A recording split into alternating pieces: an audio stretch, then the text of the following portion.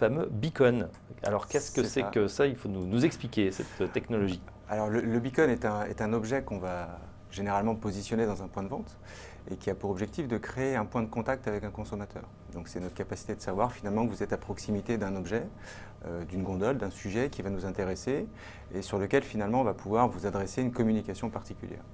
Donc nous, le beacon, il s'inscrit dans une suite de logiciels complète qui s'appelle Nearby, mais qui va traiter toute la problématique de la connaissance client.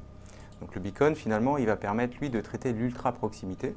On va nous proposer des virtual beacons qui vont être aussi, finalement, un complément à cette solution-là et qui vont permettre de traiter l'outdoor, donc ce que nous, on qualifie de in-street, et qui vont permettre, finalement, de donner à nos clients une vue complète sur le parcours de leurs consommateurs dans la vie de tous les jours. Finalement, c'est un dispositif parmi d'autres et qui vise, finalement, à acquérir de la connaissance client.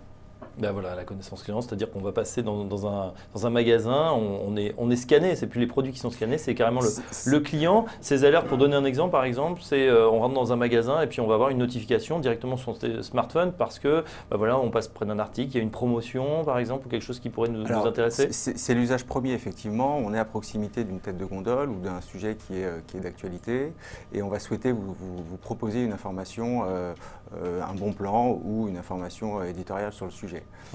Mais on va surtout essayer de calibrer ça. C'est-à-dire ce qui nous intéresse, c'est pas être intrusif et de diffuser un message de façon un petit peu offensive. On va surtout essayer de comprendre si ce produit va vous intéresser. Donc ce qu'on va analyser, c'est vos récurrences de visite, c'est votre temps de présence. C'est un certain nombre de critères qui vont venir finalement enrichir le parcours et qui vont à un moment donné nous faire dire il faut vous envoyer une notification à ce moment-là.